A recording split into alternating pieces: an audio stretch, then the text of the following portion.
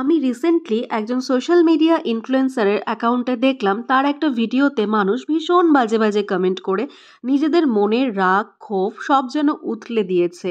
এবার তারা এরকম কেন করলো, ভিডিওটা কি নিয়েছিল, সেইগুলোই আজকে আলোচনা করব সকালে চা খেতে খেতে, আর তারপরে get ready with me for work তার সঙ্গে।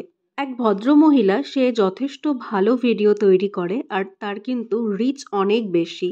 এবার তিনি একটা ভিডিওতে তার এক্সপেরিয়েন্স শেয়ার করেছিলেন, তার ঘোরার এক্সপেরিয়েন্স, এবং মেয়েকে নিয়ে কোনো একটা জায়গায় গিয়েছে, সেটার সঙ্গে নিজের এক্সপেরিয়েন্সকে মেয়ের এক্সপেরিয়েন্সের সঙ্গে রিলেট করে খুব সুন্দর একটা স্টোরি সবাইকে বলছিলেন।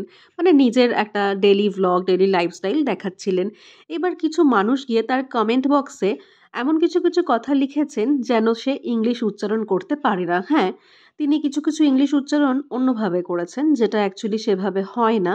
কিন্তু তারা কিন্তু এটা জানে না, যারা এগুলো বাজে বাজে কমেন্ট করেছে, যে তিনি একজন নর্থ ইস্টের মহিলা। সেখান থেকে তিনি বিলং করেন, বর্ন অ্যান্ড ব্রট আপ হচ্ছে নর্থ ইস্টে। তাহলে কি হলো, প্রত্যেকটা মানুষেরই কিন্তু নিজের ভাষার ওপরে তার একটা নিজস্ব আঞ্চলিক ভাষার প্রভাব থাকে। সেটা ইংলিশে কথা বললেও বা বাংলায় কথা বললেও যে যে রিজিয়নের লোক, সেই রিজিয়নের একটা প্রভাব তো থাকেই মানুষের কথায়, বা টান তো থাকেই।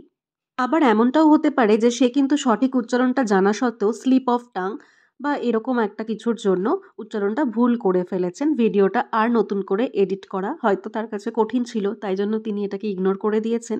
এটা হতেই পারে। আমরা যখন কথা বলি, যখন একটা ফ্লোতে চলে আসি, তখন আমাদের কথার ওপর কিন্তু আমাদের ইমোশনসটাও খুব হেভি হয়ে যায়।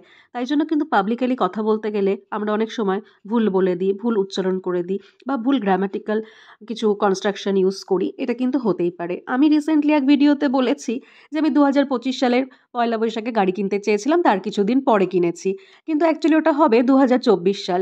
নিজের বিয়ে, নিজের অ্যানিভার্সারি, এগুলো বা নিজে কোন ডেটে একটা ড্রিম কার কিনলো, এগুলো তো কারোর ভুল হয় না, কিন্তু আমি সাল ভুল বলে দিয়েছি, মানে ইমোশনাল প্রভাবের জন্য কথার ওপরে। কিন্তু আমাদের কাছে তো সোশ্যাল মিডিয়া ইউজ করার লাইসেন্স আছে। আমরা স্কিপ করব না।